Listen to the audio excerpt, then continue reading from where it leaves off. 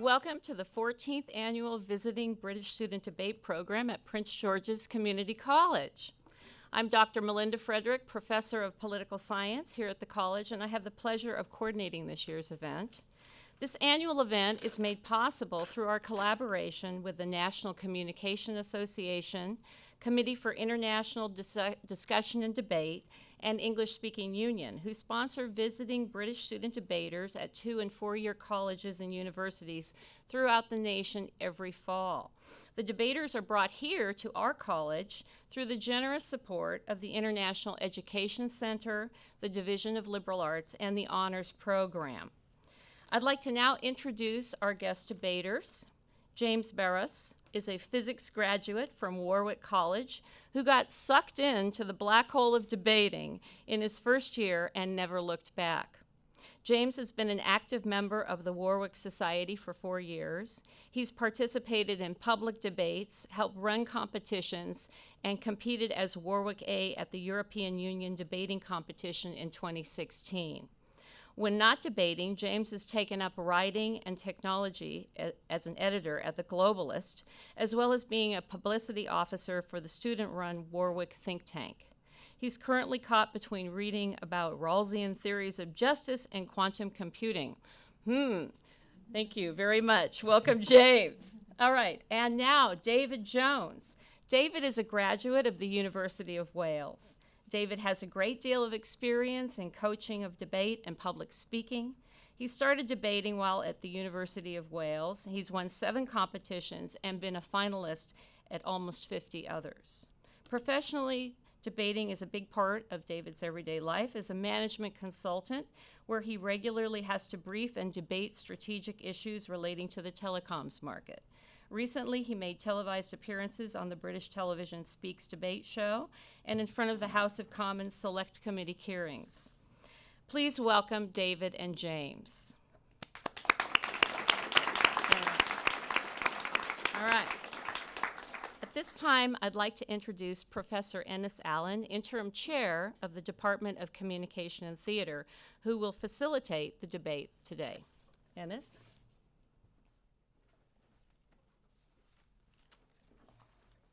Thank you, Melinda. You will see a debate in a Lincoln Douglas format today, allowing each person to defend his position. Please note that this is very different from the presidential and vice presidential debates that you have watched and witnessed this fall.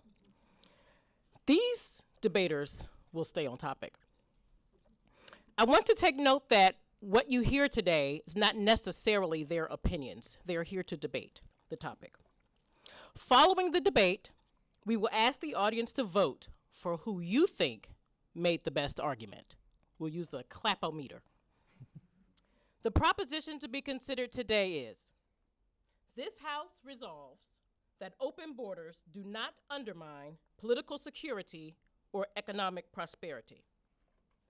This morning, the debaters have flipped the coin already. The rules of the debate are as follows. David is in favor of the proposition, and James is against the proposition.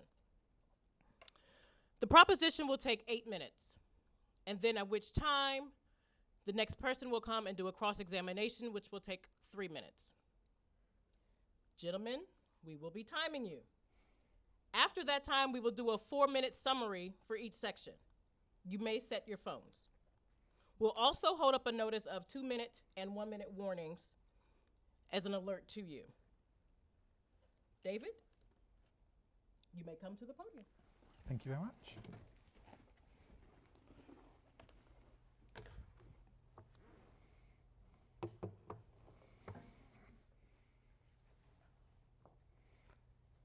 Before I start, I just want to say a few thank yous, but I also recognise and understand the irony of 2 white British guys standing up in front of you all and lecturing you on immigration and freedom. When 300 years ago, you took something that was very precious to us and you threw it in the harbour in your ultimate expression of liberty and freedom. So luckily and hopefully for this debate, we fulfil all of your stereotypes of British debaters and British people. I mean, we've got the bad hair, the bad teeth, and the pretentious voices, so you should feel right at home listening to us. But I just want to say thank you to everyone at PGCC here in DC. We've been so welcomed by everyone. And it's one of those things where, coming from back home where we've just had Brexit, where we've just had Britain having a campaign of, racism, of bigotry, of hatred against each other, that it's so nice to be in a country where your political campaigns have absolutely none of that. And lastly, before I get started, I just want to thank everyone, all of you, for this wonderful reception. You've all been so welcoming, and one of the things I've been really worried about here, I've been so scared, is of clowns. So we've been watching the American news and just been sat there going, oh my God, there are so many clowns, what's going to happen? But luckily, the only clown we've really encountered whilst on this tour is that one that seems to be running for your president. I'm going to be totally biased in this debate. I'm going to talk solely from a particular viewpoint, and I'm going to say that you all have to go out and vote correctly. I'm not going to get, one candidate has been campaigning for civil rights, ending discrimination, and a fairer society, and the other one has been calling Mexicans racists and rapists and hiding behind the dog whistle of bigotry.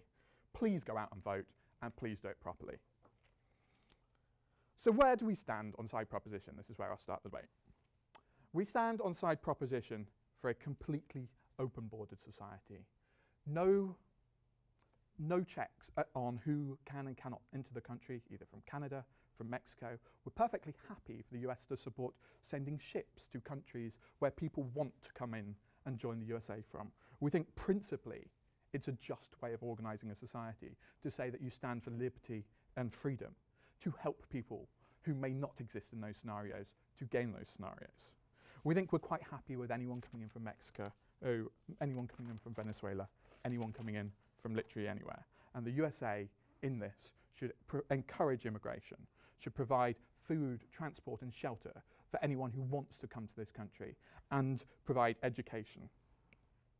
We're not opposed to censuses. We're not opposed to taking people's details, taking people's criminal records as they come into the country. We're quite happy with continuing working with Europol and Interpol of continuing to check people's records and using that to inform our current policing methods. We think there are problems with a completely open society. We're not going to deny that. But what we're also going to say is the massive benefits that come from this far outweigh the small risks and the small harms.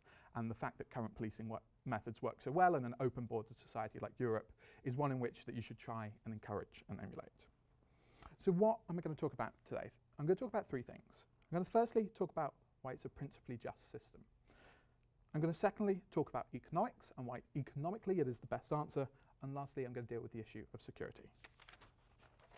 So under the principles, imagine a world in which you had imagine an opportunity where you had a chance to design a perfect world. One in which you don't know where you start in a society, one in which you don't know what position you're going to be born into. You could be born as a woman in a Bangladeshi society and face incredible risks of being turned into a sex slave against your will. You could be a migrant labour in Eastern Europe, or you could be born into one of the most economically prosperous and developed nations in the world. I think given that society and given that choice, you would design a system in which you maximise everyone's chances of being born into some of the best countries that have existed. Because you have no opportunity, no option to choose where you were born, there are some people around the world who are born into actual and destitute poverty. And we think that one of the things a civilised nation, a good nation, should strive towards is being the best one it can, one in which that it helps those individuals. And one of the ways it can help those is by maximising the chances of people escaping crushing poverty and slavery. More importantly, if I were to tell you that this world that you were creating, the system that you were creating was rigged, that certain states and countries were losing in economic development, not because of their own actions, because of historic imperialism, say with the US and their historic decimation of the Philippines, the sponsoring of paramilitaries in South Africa, or even the very acts of globalization which the USA promotes around the world, which destabilizes certain South African and South American regimes, and it creates systems of crushing poverty where they are trapped into working into sweatshops and effective slave labor. We think that when you have immigration barriers, when you stop people from moving to places, you stop them from being able to get out of the very way that globalization exploits people. Our case is that a fair system is not just one which has open barriers, but that America has a responsibility to fix the problems that it has created through promoting globalization and through the acts of its historic nature. We think more importantly that when you build a nation off the back of slavery and your economic benefits are driven from the profits of slavery, you have a responsibility to fix any problems where you have taken and exploited. So firstly, economics. I'm going to ask you once again to imagine something. Just imagine a person that is born a bastard. Imagine a man orphaned, son of a prostitute and a Scotsman, abandoned on a forgotten island in the Caribbean. There are two scenarios with this man. One in which is a restrictive immigration policy, which means he is forever trapped on his island home and has no ability to better himself. The other is a completely open border. That means he can make the crossing to New York, grow up to be a hero and a scholar, the $10 founding father without a father, as it were. He can go on to found the Federal Reserve and the Washington Post, and he can go on to create an act of economic benefits that far outweigh any of the wage suppression that Jamie is going to talk about. So what Jamie is going to tell you, or at least I assume he's going to tell you, is that immigration creates pressures on wages, and that an increase in surplus labour can and does depress the wages of an area. And we're not going to deny this. However, we say that there's a thoroughly short-term view of looking at economics. Often when you are climbing a mountain, you have to descend small valleys in order to reach the peak. When you take a view over a long term, economically the benefits of open borders far outweigh any of these short-term wage pressures. So what are the benefits that they bring? Firstly, they come about bringing innovation.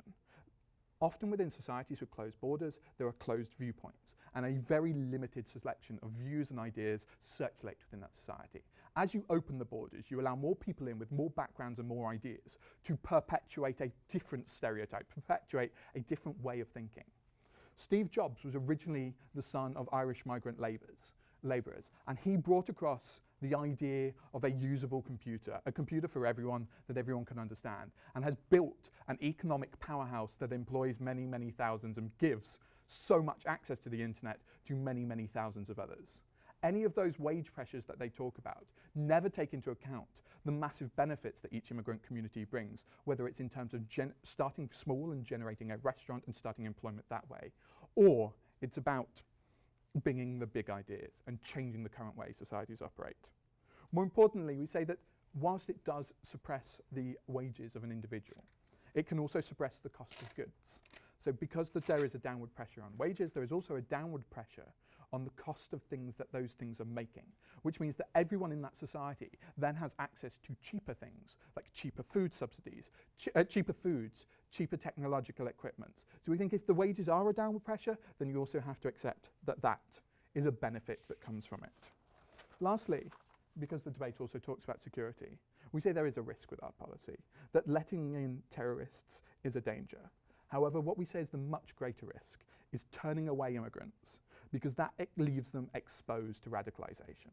We say that when you do not let people in and you hold yourself up as the bastion of freedom and capitalism and the Western world, and then you say you, based on your identity, you, based on where you're born, are not welcome here, you expose them to an ideology that makes them much more dangerous on a global scale. We think there is a risk of letting in people who are already radicalized, and we're willing to take that risk because when you let them in, you show that you are a fair society, and you say that you don't discriminate based on skin color, based on race, based on religion.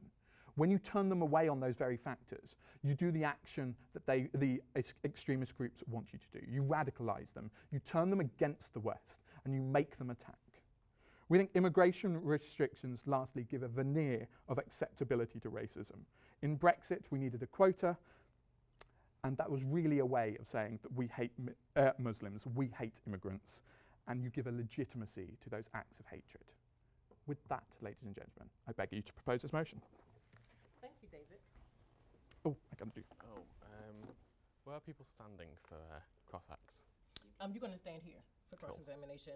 So now we'll hear from James. 3 minutes of cross-examination. Okay. Do you want to take the stand? Yeah. Okay.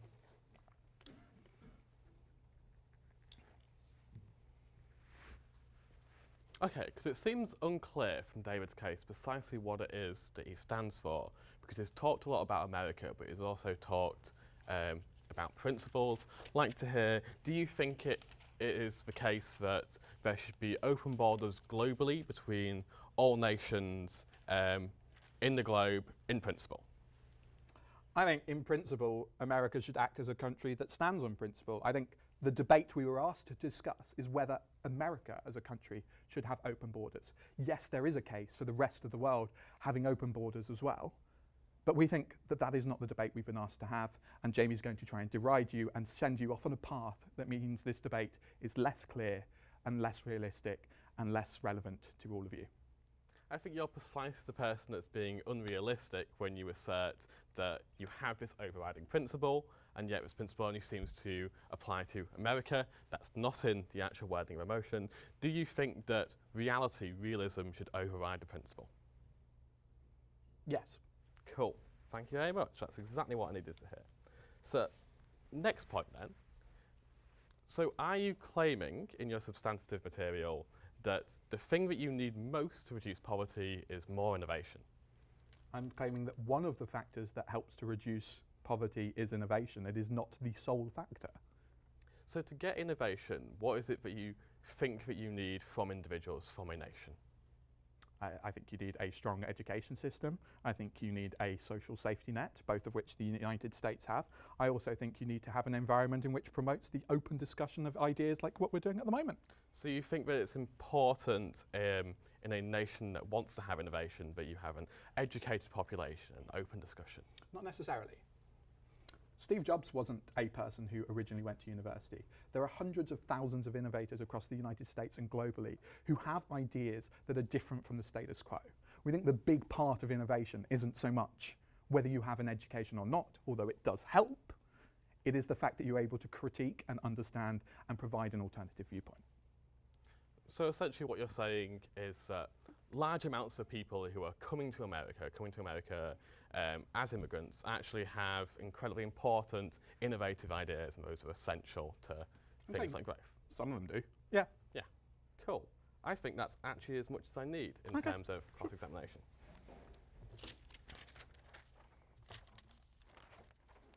All right. Thank you, David. Thank you, James. Moving on to part number 2, we will now hear the proposition from James against.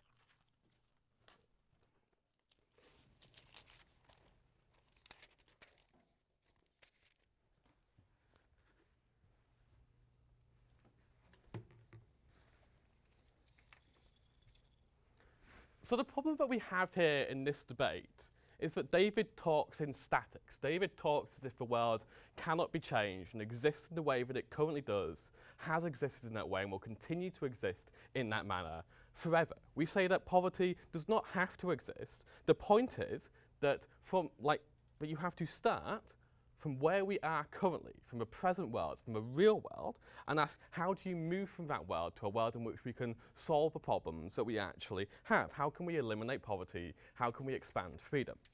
And to do that, you need to look at the real world, not at principles in the abstract, right? What we have to say is that open borders, to understand them, you need to understand who it is that is really pushing for open borders, because it is not developing nations that are pushing for open borders. The places where we see pushes towards ever greater, more expansive policies of open borders is where developed nations force them upon less developed nations, right? Developed nations say, when you want to have an economic or political cooperation with us, you must, before you join this trade agreement, before you join the European Union, you must open your borders. That is a prerequisite.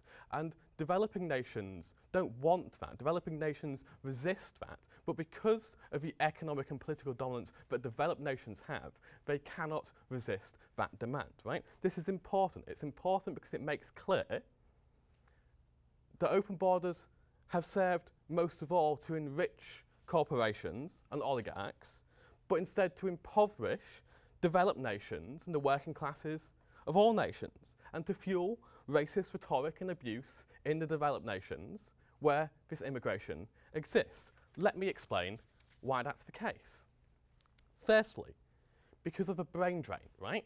So what we say is that open borders means that those people with the most skills, the most resources, the capacity to innovate that David thinks is so important, those people now leave the nations in which they were born because they leave in search of a higher wage, in search of facilities in which they can realise their desires. They leave in search of a safer country or a safer job security, right? They will leave that nation. And I don't begrudge those individuals of that choice. What I say, though, is that it's not a case that you must focus on the individual, but you must step back and ask, what system is that decision made in? A system which systematically encourages the best and the brightest of poorer nations to leave those nations means that vast amounts of people in those nations are left behind. Vast amounts of people who are the poorest, most vulnerable people in those nations are left behind in a place where it is vastly more difficult now for that nation to escape the trap of poverty that those people have been put in. Because when you don't have those innovators, when you don't have those people with the most knowledge, the most resources, the most capital, then you don't have the ability as a nation to move up the value chain, to dig yourself out of poverty. You don't have the ability to attract international investment because you don't have the belief that you as a nation have the resources, intellectual or infrastructural, to support that kind of investment, right? And it means that those people left behind in those nations dig deeper and deeper into poverty, and those people matter the most in this debate. Second thing, though, is that while those people matter the most, it does matter what happens to people that immigrate to the United States, to other developed nations. What we say here is that despite the skills, the intelligence, the innovation that these people have, because of the existing prejudice in our societies, because of language barriers, and because of the intense competition that you face, these immigrants still end up starting from the very bottom of the societies that they now join. It means that corporations, companies, are able to pay these individuals less than they would pay a native worker, right? Because you as an individual, as an immigrant, do not know the prevailing wage of this new country. And because you need to take a job, any job, so that you can have a secure foothold in that nation, so you can find a way to live, right? Because the moment you arrive, just because of those open borders, doesn't mean you get the rights of citizenship just because you've been allowed into a country. Doesn't mean you get allowed on the benefits register, right? Most people won't be given a helping hand. They need to take whatever they can take. And it means that you take jobs that do not live up to the quality of a person that you are, what you have to bring to that world. It means that companies are capable of giving people the least that they possibly can, right? When you don't know your rights, when union organisations are hostile to you because you are seen as an invading force suppressing wages, when employers are capable of controlling the only information on the society that you have, it's not just that your wages are lower than they should be, it's also that you are treated poorly, that your working conditions are criminal and deplorable, right? And because not only are you treated worse than you could be, that gets progressively and progressively worse, because each new wave of immigration, all those people are forced to compete with the people who are already living in these deplorable standards. They're forced to compete with all of the people who are there from the native market, right? So as open borders persist over the long term, what that creates is a pressure that systematically decreases quality of life, decreases your ability to maintain regulations, to maintain wages, right? It's not simply a case that you get less than you could. It's a case that everybody gets progressively less and less. That's the problem for people in developing countries. More than that, though, more than the simple fact of economic measures, the problem is that open borders creates a world in which the problems of racism, perpetuated by demagogues like the one running for president in the United States, becomes inflamed, enhanced, becomes worse and worse day by day. Because when you say that your immigration system is radically open, what you say to the population of your country is, look, we welcome anybody, regardless of personal skill or virtue or crime. And it means that the native population becomes increasingly hostile to immigrants as a whole, because there's no way for them to feel that they can differentiate between the good and the bad. Because that uncertainty and that fear of what could happen, what could possibly happen, what could possibly be out there, that fear means that all of those demagogues, all of that existing narratives of fear and hatred now have something to hook onto, right? And people who otherwise would have trusted like the immigration system to filter the good from the bad, it now becomes a case of any individual interaction must be treated with suspicion, because you no longer feel like you have a certainty. You no longer feel like there is any barrier in existence, right? It means that the lives of immigrants in these nations gets phenomenally worse, right? It means that you exist in a world in which you cannot take for granted your ability to walk into a shop and not be tracked with suspicion. It means that everything that makes lives worse for these people on a day-to-day basis becomes progressively worse and worse. Very proud for these reasons to oppose the motion.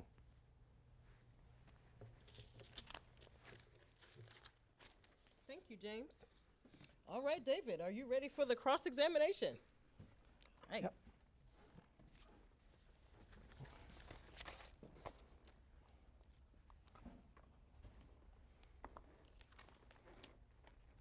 You get a stand? Yep. Honestly, I'm curious about the brain drain. Do you not think that current policies of immigration criteria are the things which are stopping the unskilled migrants from leaving that country as well? Okay, so we think actually it's the unskilled migrants that come in most under the status quo, because these are the people who are seen as who are pushed for those like requirements to be limited by corporations who want people to take the jobs that natives are unwilling to. Are you okay with then people being forced to live lives of destitute poverty for the benefit of that state that is then putting on immigration restrictions? What we say is that what I've already told you is that those people are going to live in less poverty when there is less intense competition because of open borders. But it's vastly more, but you're forgetting about all the people who are left behind in that nation. Those people matter as well, right? Those people in fact matter more. But with a policy of open borders and, like we said, free transport, do you not think we could get everyone out of that state? I mean, I think you're living in a fantasy land if you think that you're not going to cause civil war by a policy like that. If you think you can just empty countries and funnel them into somewhere in the US, that's just absurd. If the entire population wants to do something, who's going to be fighting? So I think the people who are in power in that nation, the government, are the people who are going to resist that policy and are going to try and fight your open immigration, fight America. Okay. That would be bloody and awful. You made this debate about the whole world, and you made this debate a debate on global policy and what global policy should be. This means that my speech is that all nations of the world should have exactly the same global policy of open borders. In a case where they're doing what Jamie is doing, which is promoting civil war and doing things of stopping people from leaving that state, that is not what our policy is, and Jamie is trying to screw this debate by moving it completely away from what this actually is about. I think trying to have a debate in abstract without thinking about the real world and the real world impacts and the way that states actually behave and the way that open migration actually occurs in the real world through free trade agreements is ignorant and not the way that you should pursue a debate on a topic of this importance. Okay, thank you.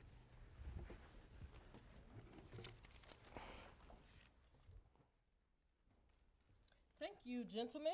Moving on to part 3. At this section, we will hear from both for 4 minutes on the summary of the debate. We'll start with David.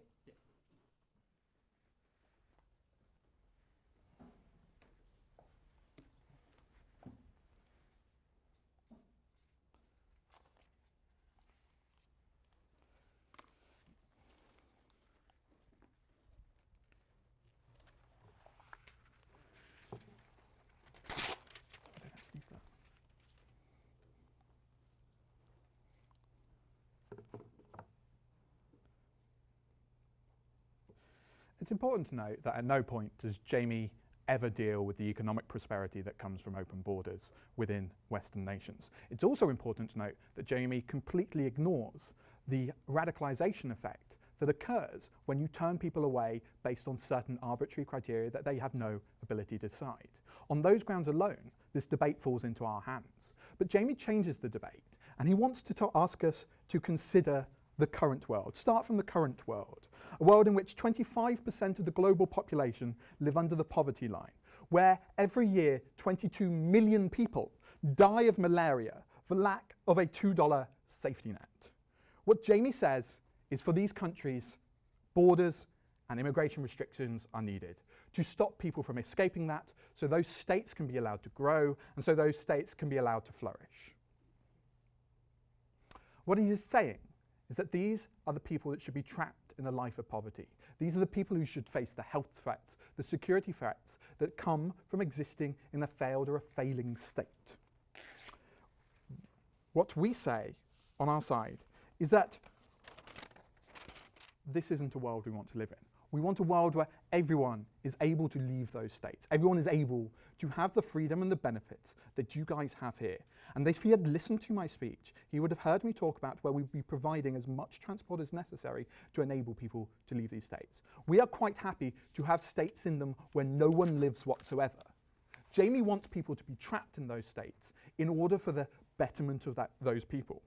So his real point comes about, what about those people that can't leave or that won't leave? And what we say is, they are choosing to live in that scenario. They are choosing, and they have the option to live a life of poverty. If you respect an individual's freedom, you respect their ability to make the decisions, even if those decisions are wrong. What we say is that there are far too many people out there who try to make a decision to move to a life which is better for them, which means that they do not suffer the indignity of a death by typhoid, where you literally shit yourself continually until you are dehydrated and die. What we say is there are too many people out there that live under this scenario, and immigration restrictions are one of the big ways that they are stopped from being saved. Our case is that open borders will get everyone out. We're happy to allow some states to fail if it saves its population. So then Jamie gets up and he talks quite a lot about the existing narrative of fear and hatred in developed nations, shifting the case back, not defending his main point. Jamie says that the only thing that really stops racism in these cases is certainty, and that every immigrant you allow in decreases the amount of certainty that you have as an individual in that state, and therefore you're more likely to become victim to a racist narrative, or if you're in the dominant group, you're more likely to become a racist. What is the only certain option under this scenario? It is the expulsion of anyone who is not similar to you. We think you cannot have a world in which certainty is guaranteed unless you are willing to do acts of moral abhorrence, where you expel everyone who is an immigrant or everyone who looks like an immigrant from that community. We think that expulsion based on race is one of those things that you should definitely not stand for. So where does our case clash? Our case clashes that we say some people are racist. We say some people are bad people. But we say that when you have an open borders case, you don't allow those people any airtime, any views, any ability to control the middle ground.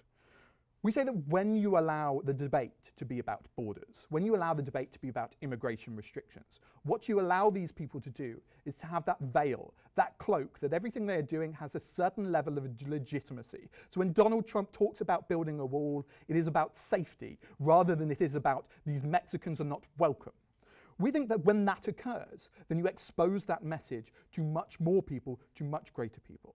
If you truly believe that the biggest issue in this debate is about the safety and security and the deconstruction of racism, then open borders is literally the only way you can go. With that, I beg you to propose this motion. Thank you for your summary, David. Now moving on to James, you have 4 minutes. Please, thanks.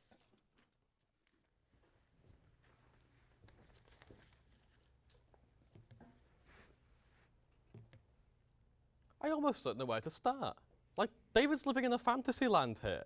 A world in which, because Europe has open borders, Marine Le Pen doesn't exist. Where Hungary didn't almost just, like, where Austria didn't almost just elect a fascist as its prime minister, right? Open borders doesn't magically mean that racism goes away. Like, racism isn't just a problem limited to nations that have, like, border regimes. I don't know what he's getting at here. He also seems to assume that the choices between, like, completely open borders and, you know, a fortress, right? That's not the choice that we're looking at. We're saying that actually most nations aren't nations where everybody is like going to catch malaria just because you're in a poorer country, right? That is a horrendous stereotype. Most nations aren't like that. We're happy to say that where people do live like that, we absolutely should accept refugees. We absolutely do think that we should accept large amounts of immigration.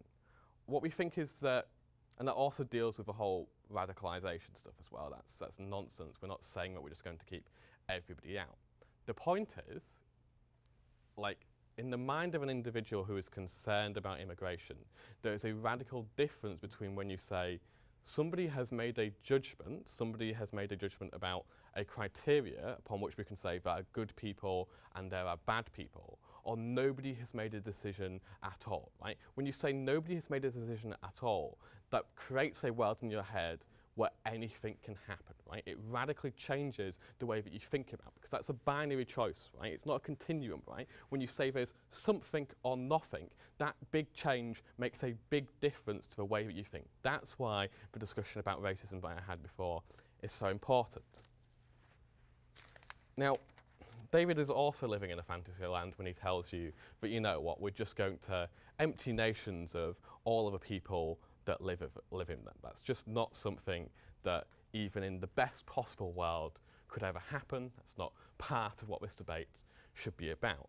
What this debate should be about is those people that we've talked about as innovators, those people who we've talked about as the best that people can be in general, right? And where can those people do the most good, right?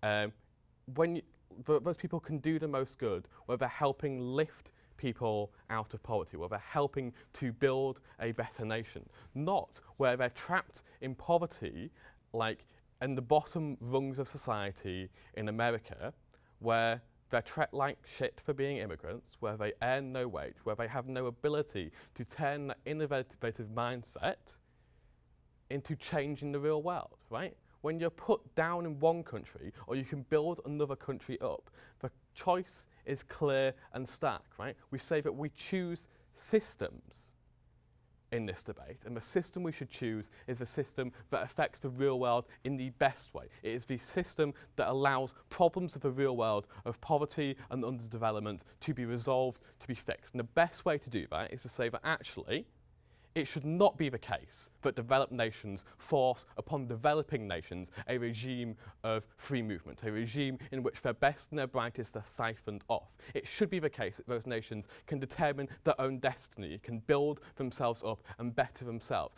That is the world that I want to live in, and that is the reason why open borders are so disruptive and should be avoided. Very, very proud to stand in opposition to a motion that is ultimately racist, that is ultimately going to diminish the ability of people in the world to live the lives that they want to lead, to escape poverty. Very proud.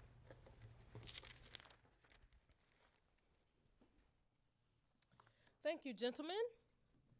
Now it's time for a vote. Who made the better argument? Think about it. For or against? This House resolves that open borders do not undermine political security or economic prosperity. I'm going to stand behind both gentlemen, and I want you to clap, and we will use the clap-o-meter to determine the winner of this debate. So I will start here with David. If you're in favor of the proposition, please vote now.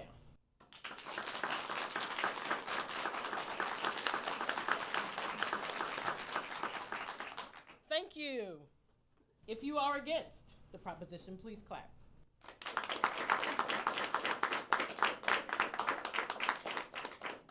That's pretty close, folks. Do it again? Let's do it again. In favor?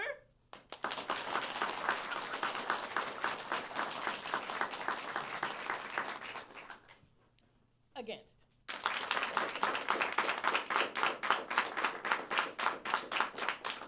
Are you all telling me that we have a tie?